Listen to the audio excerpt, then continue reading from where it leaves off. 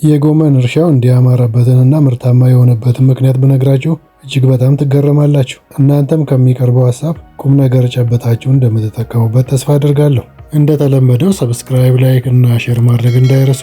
ጠቃሚና አስተማሪ ሀሳብ፣ አስተያየት ወይንም ጥያቄም ካሉት ይላኩልኝ። አሁን በቀጥታ ወደ ዛሬ ጉዳያችን እንገባለን። ሰላም ቤተሰቦችና ተመልካቾች፣ ይህ የምታዩት የጎመን እርሻ እጅግ በጣም ደስ ይላል። እጅግ በጣም ውጤታማ እየሆነ ነው የሚገኘው። ሶስት ወሳኝ ምክንያቶች አሉ። እነዚህ ምክንያቶች በዝርዝር በዚህ ቪዲዮ ውስጥ አቀርብላችኋለሁ።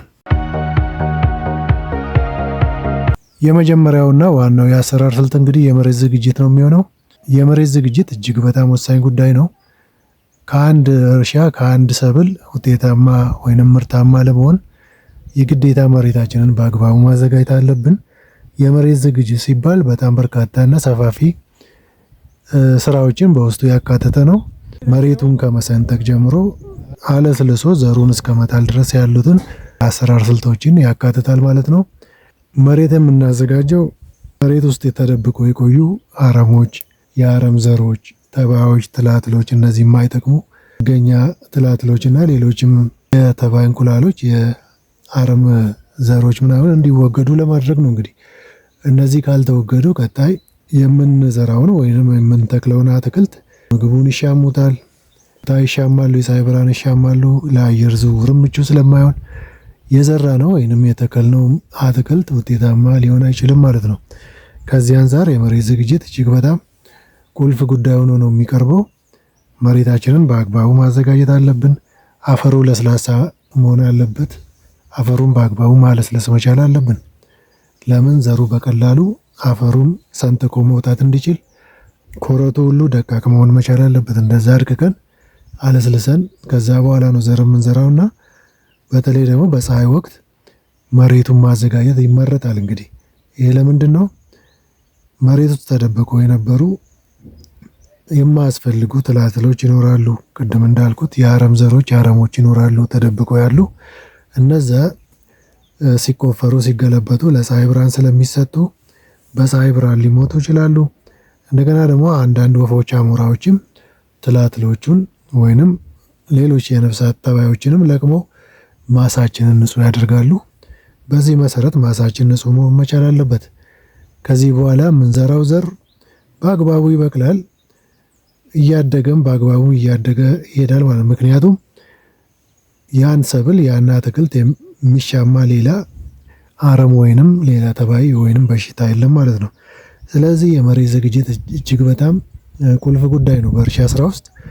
እንግዲህ እዚህም የታዘብኩት እዚህ የጎመን ስራ ላይ ይህን የመሬት ዝግጅት በአግባቡ እንደሰሩ ገምታለሁ። ውስጡንም እየተዟዟርኩ ስመለከተው አንድም አረም የለውም። ንጹህ ነው፣ ከአረም ንጹህ ነው። በጣም የጸዳ እርሻ ነው ማለት። ስለዚህ አትክልቱ የሚያገኘውን ምግብ ለራሱ ብቻ ነው የሚጠቀመው፣ የሚሻሙ አካል የለም ማለት ነው። ስለዚህ የመሬት ዝግጅት ላይ ትልቅ ጨዋታ መጫወት መቻል አለብን። በዛ ካረግን ከጥቂት መሬት ላይ በርካታ ምርት ማግኘት እንችላለን። እንግዲህ ከትንሽ መሬት ብዙ ምርት ማፈስ እንችላለን። የአሰራር ስልታችን ጥራት ያለው ከሆነ ከጥቂት መሬት ብዙ ምርት ማግኘት እንችላለን።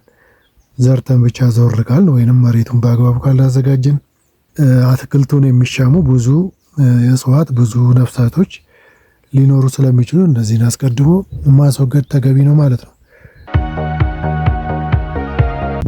ሁለተኛው ደግሞ ያየሁት ምንድነው? ንጹህ ውሃ ነው የሚጠቀሙት። የጉድጓድ ውሃ አላቸው። ከዛ ጉድጓድ ውሃውን ፓምፕ እያደረጉ አትክልቱን ያጠጡታል ማለት ነው።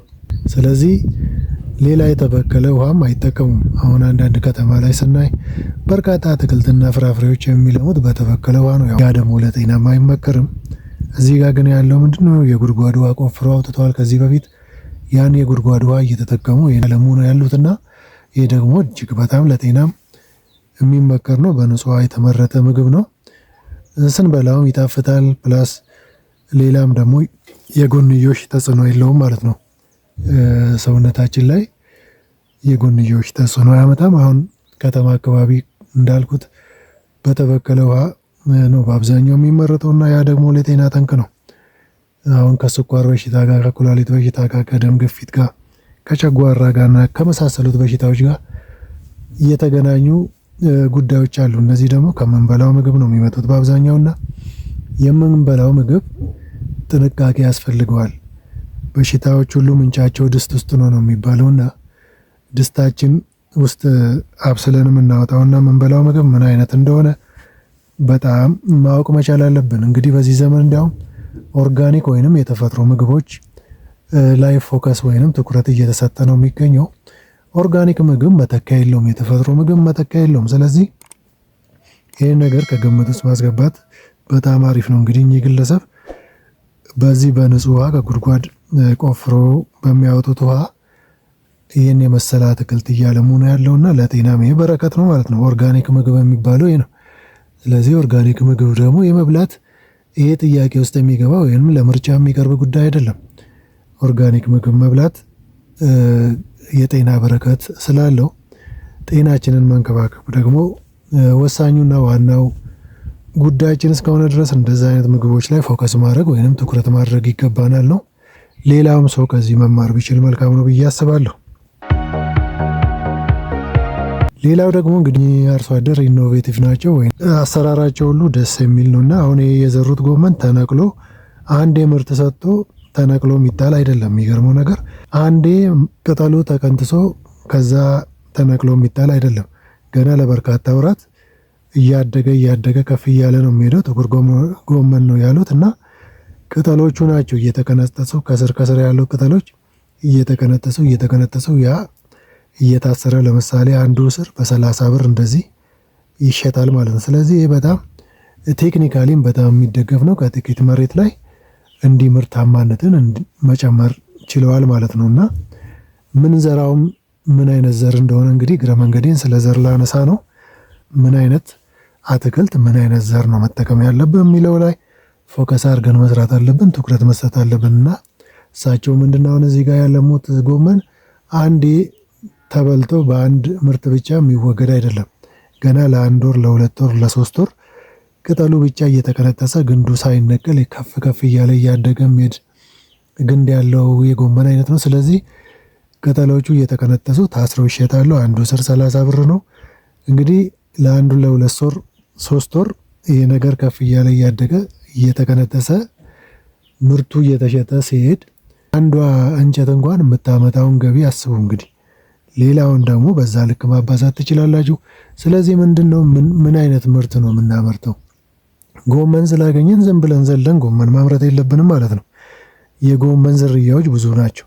ከዛ ውስጥ አሁን እኛ አርሶ አደር እንዳደረጉት አይተን አንዴ ብቻ ተነቅሎ የሚጠፋውን ሳይሆን ሊቆይ የሚችል አይነት የጎመን ዘር ገዝተው ያን ዘርተው ከዛ ላይ ደግሞ ቅጠሎቹን እየቀነጠሱ ያን ነው የሚሸጡትና ከዚያውን ከአንዷ ዘር ከአንዷ ግንድ እንኳን ስንትና ስንት ብር እንደሚያገኙ መገመት እንችላለን። ይሄ ነው እንግዲህ የጭንቅላት ስራ ነው። በጣም ኢኖቬቲቭ የሆኑ ሰውም ስለሆኑ በጣም ይመራመራሉ፣ አስተዋይ ናቸው። በዚህ መልኩ አሁን እሳቸው ከጥቂት መሬት ላይ ምርትና ምርታማነታቸውን እየጨመሩ ነው የሚሄዱት ማለት ነው። ስለዚህ ይሄ በጣም እጅግ ያስተማረኝ ነው እኔን ራሱና እንግዲህ በዚሁ እግረ መንገዴን አስተካክዬ የማነሳው ምንድነው የዘር መረጣ ላይ ፎከስ ማድረግ መቻል አለበት። ዋናው የእርሻ ስራ በተለይ እነዚህ የአትክልትና የፍራፍሬ ልማት ስራ የእርሻ ልማት ስራዎችን ስንሰራ ዘር መረጣ ወሳኝ ነው። ምርጥ ዘር ውጤታማ የሚያደርገን ዘር መያዝ መቻል አለብን። ያን ነው መዝራት ያለብን። ዝም ብለን ያገኘነው መንደር ውስጥ የተገኘውን ዘር ውስጥ ሁሉ መግዛት መቻል የለብንም።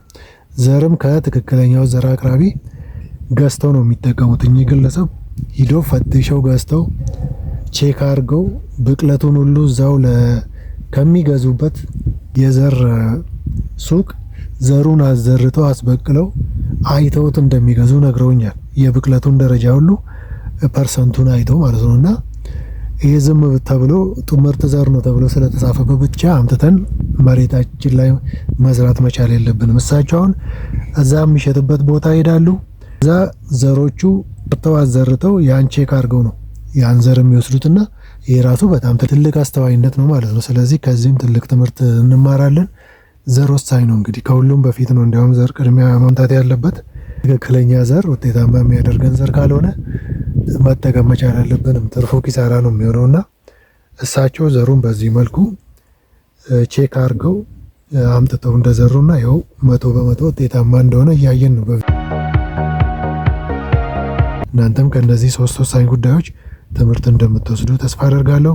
እንግዲህ በቀጣይ ምንድን ነው ያሰብኩት ከባለ እርሻው ጋር ጎመኑ ልማት ላይ እኔ ካልኩት በላይ ደግሞ እሳቸው ብዙ ነገር ሊነግሩኝ ፕሮግራም ይዘውልኛል። እኔ እንዲያው ደስ ስላለኝ ሁኔታው ከእሳቸው ጋር ተገናኝቼ ያሰፊው ያን ቪዲዮ እስከማዘጋጅላችሁ በዚህ ቪዲዮ ደግሞ አንዳንድ ሀሳብ ለእናንተ ላቅርብ ብዬ ነው። ያን ቪዲዮም እንጠብቃለን። ምርጥ ቪዲዮ ለእናንተ ቀጣይ አቀርባለሁ ብዬ አስባለሁ። ከእሳቸው ጋር እርሻውን እያየን እየጎበኘን እኔ ያልተናገርኳቸው በርካታ ጠቃሚ ነገሮች አሉ። ከእሳቸው እነዛን ሀሳቦች ወስደን ደግሞ እንጠቀምባቸዋለን ብዬ አስባለሁ። እንደተለመደው ሰብስክራይብ፣ ላይክ እና ሼር ማድረግ እንዳይረሱ። ጠቃሚ አስተማሪ ሀሳብ አስተያየት ወይም ጥያቄም ካለው ይላኩልኝ። እስካሁን ድረስ አብረን ስለቆየን እጅግ በጣም አመሰግናለሁ።